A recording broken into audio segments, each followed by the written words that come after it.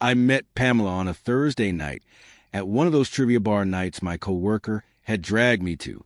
She was sitting at the next table with a group of friends, loudly debating whether penguins had knees.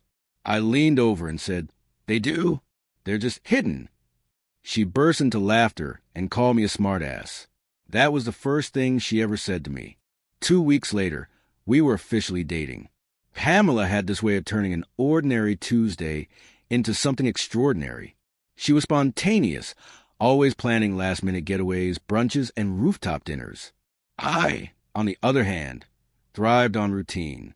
I liked order while she thrived in chaos. But somehow our differences blended perfectly, balancing each other out. After a year together, we move in, and on our 3rd anniversary, I proposed. I had the ring hidden in my sock drawer for 2 months, waiting for the right moment. When I finally asked, she burst into tears, saying yes before I even finished my question. That was one of the happiest moments of my life. The wedding was set for June. We kept it small, just 70 guests, a lakeside ceremony, something relaxed and intimate. I handled the logistics, while Pamela picked out the flowers and playlists. It felt like we were building something solid, a life we both wanted.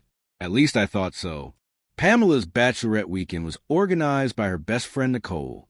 They rented a large cabin in Lakewood about 3 hours away with 10 of her closest friends.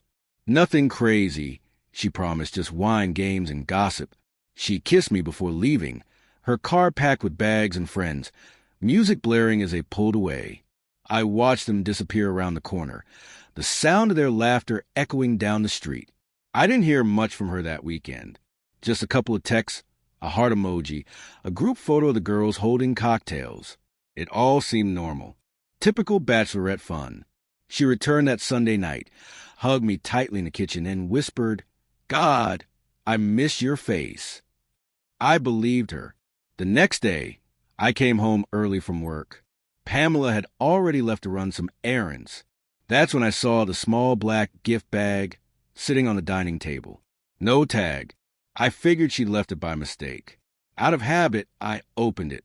At first, it seemed like typical bachelorette party junk.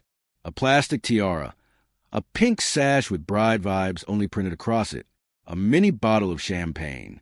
But then I found a note scrawled on the back of a cocktail napkin in red marker. To the Queen of Wild Nights, the way you handled all 3 legendary. I froze, reading that line over and over. 3 what? I tried to laugh it off. Nicole was dramatic, always turning the smallest things into epic stories. Maybe it was a joke, just her being over the top. But then I found the underwear. A pair of men's boxer briefs, folded and clearly not mine. They weren't new either. My mind raced trying to rationalize it. Maybe someone was messing around, a prank, a misplaced item, something innocent. But then I noticed a USB drive tucked beneath the tiara, a small sticker with a smiley face on it. I should have left it alone. Should have put it all back and waited for an explanation, but I didn't. I plugged it into my laptop. There was only one video on it. It opened with Pamela in the cabin's living room, the pink sash still on, a bottle in one hand, dancing wildly to loud music. She looked beautiful, glowing, completely lost in the moment. Then the camera shifted, catching a guy, a bartender maybe, in a black shirt with a towel over his shoulder. Pamela reached out, grabbed her by the collar, and pulled him into a hard kiss. Her friend screamed in the background. Nicole's voice the loudest, cheering him on. I skipped ahead. Now, they were outside near a hot tub. 2 more guys, strangers to me, Mike and Tyler, I would later learn, were with her. Pamela sat on one of their laps, while the other poured champagne down her legs. She didn't stop them, didn't push them away. Everyone was laughing, toasting, encouraging. I skipped again. The final clip was just 20 seconds long. Pamela, leading all 3 guys into a bedroom, giggling as she pulled the door closed behind her. Nicole's voice caught on the audio, yelling, "Triple threat. Our girl's insane." The screen went black. I copied the video to a hidden folder on my cloud storage, then carefully placed a USB back in the bag, arranging everything exactly as I found it. 20 minutes later, Pamela walked in, carrying iced coffee and grocery bags. "Hey, babe," she said, dropping the bags onto the counter. "You okay?" I forced a smile. "Yeah, just tired." That night, she curled up beside me on the couch like nothing had happened. She picked a documentary about volcanoes, something she thought I'd like. I didn't hear a word of it, my mind replaying that last 20-second clip over and over. Pamela giggling, disappearing into a room with 3 strangers. When she asked if I wanted dessert, I shook my head. She kissed my cheek, whispering, "You're quiet tonight." I just shrugged. Long day. She let it go the way she always did when things felt uncomfortable. She hated awkward conversations. I barely slept that night, staring at the ceiling, letting it all sink in. By morning, I knew what I had to do. I acted normal, asked about the florist, confirmed the DJ, even pretended to care about cake samples. Meanwhile, she texted Nicole constantly, deleting most of the thread afterward, but not carefully enough. I caught one message on her lock screen while her phone charged. Blake said, "You bit his neck. You're insane." Nicole had written. I didn't need to read more. I already knew enough. The next morning, she was in the kitchen, humming as she cracked eggs into a pan. "Hey," she said, "can you call the hotel about early check-in for the honeymoon?" I nodded, trying to ignore the weight in my chest. She slid a plate toward me and kissed my forehead. "I love you, you know." I took a deep breath. "Yeah," I said, "I know." I ate my breakfast, showered, and left the apartment like it was any other Tuesday. But I didn't go to work. I drove 2 towns over to a small cabin I booked the night before under a fake name, paid for with a prepaid Visa card. No paper trail, no alerts. Before I hit the road, I started canceling everything. The venue, the catering, the flowers, one call at a time. I didn't give much explanation, just said the plans had changed. Some vendors asked questions. Most didn't. I told them to send the cancellation terms by email and hung up. I left my old life behind without a second glance. I dismantled the wedding piece by piece, starting with the website. Click, gone. The honeymoon was next. A single email to the travel agent. The shared registry locked and deleted. No trace, no loose ends. I packed a bag, got in my car, and drove 2 hours out of the city. The cabin was small, just 1 room, a twin bed, a tiny fridge, and no TV. It felt right. I made a cup of coffee, sat on the porch, and let the wind and the trees replace the chaos in my head. That's when the calls started. Dozens of them, all from Pamela. I let them go to voicemail. At first, they were casual. "Hey, babe, you okay? You're not answering. Call me when you get this." Then they got more frantic. "Steve, seriously, where are you? I called your office, and they said you didn't come in." By the second day, they'd hit full panic. "Your stuff is gone. What is happening? Please tell me you're okay." I turned the phone off and shoved it into a drawer. Silence was better. By the end of that second day, the wedding was mostly undone. The venue kept a quarter of the deposit. The caterer was more understanding. The photographer asked if we still wanted engagement photos. I told her, not anymore. Pamela had no idea where I was, and that was the point. Her messages shifted from confused to desperate. "Hey, can you please just call me? I don't know what's going on.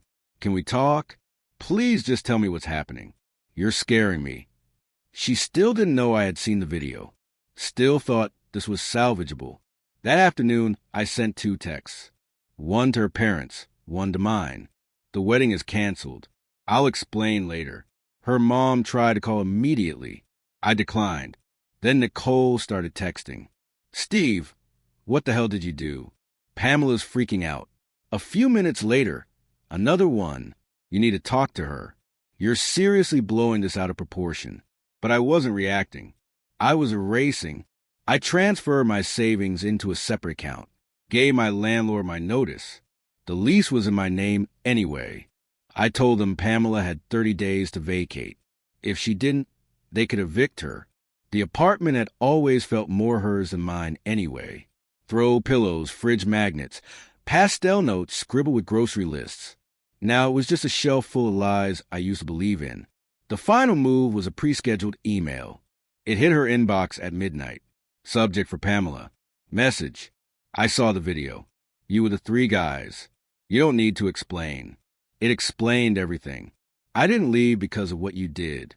I left because of who you are. The wedding is off. Please don't contact me again. I sent the same message to her parents with the video attached. They deserve to know why the wedding was canceled. I didn't watch her read it, but I know when she did because my phone lit up with missed calls at 12:07 a.m. Then Nicole's message came through. So, you're really blowing everything up because of one night. I smiled a little. 10 minutes later, she called. I picked up. Wow, she said, her voice edged with disbelief. Didn't think you had it in you, Steve. I didn't, I replied, until you left that gift bag at my place. That's what did it. She paused. It wasn't meant for you. No, I said. It was a trophy, Pamela's highlight reel. Nicole scoffed. It was a bachelorette party, not a criminal trial. You're being dramatic. She was having fun. It was her last night before marriage. Blake was harmless. Mike and Tyler weren't even supposed to stay. But they did. Silence. I asked, did she regret it? Nicole's voice dropped, a hint of something like guilt creeping in. Not until you disappeared. I nodded to myself. That's what I thought. She snapped back, defensive now. So what now? You've blown up your engagement. Embarrass her in front of her family. Is that not enough for you? No, I said calmly. I want accountability. For what? She shot back. Pamela's a grown woman. She made her own choices. And you handed her the match. I hung up. There was nothing left to say. The next morning, everything started to crumble for Pamela. Her parents, furious and humiliated, pulled all financial support. No more help with her expenses. Her mother stopped answering her calls. Then came the friends. I had sent the video to 4 people I trusted. It spread fast. A few messaged me privately. Didn't know she was like that. Sorry, man. Others just quietly distanced themselves. Even Emma, one of her oldest friends, unfollowed her on everything. Said she couldn't co-sign that kind of betrayal. Pamela tried reaching out again. Her text changed raw, desperate. Steve, please talk to me. I'm sorry. I didn't mean for any of it to happen. I was drunk. I didn't even remember until later. Please, I love you. She called from a new number, left a voicemail, sobbing. It wasn't real, Steve. It didn't mean anything. But it did. It meant 4 years wasted. It meant lies wrapped in kisses and whispered in the dark. She moved out of the apartment a week later, sent a message saying, I'm gone. I left your keys on the counter. That was the last direct contact I had from her. Nicole and Pamela had a public falling out. Nicole posted a not-so-subtle Instagram story. Funny how people love to blame you for their own decisions. Someone forwarded it to me. I didn't even react. Pamela left her job not long after. Word had gotten around the office. She went from planning a wedding and posting brunch shots to crashing on a cousin's couch, scrubbing her online presence clean. 3 months later, I signed a lease in a new city, smaller place. No memories in the walls, no one who knew my name. I didn't tell anyone where I was going except my friend Alan. He made sure I wasn't on the hook for any shared contracts Pamela tried to push through after I left. One night, I deleted the last of our shared memories. Photos from the last 4 years, trips, parties, selfies, all of it gone with a single click. That same night, Pamela texted, You destroyed me. Are you happy? I stared at the screen for a second, then hit delete. No reply. Because the truth is, I didn't destroy her. She destroyed herself. I just stepped aside and let it happen. These days, I don't think about Pamela much. When I do, it's like remembering a movie I almost liked, but walked out of halfway through. Good opening, bad ending. Sometimes people show you who they are at the end. Sometimes they show you just in.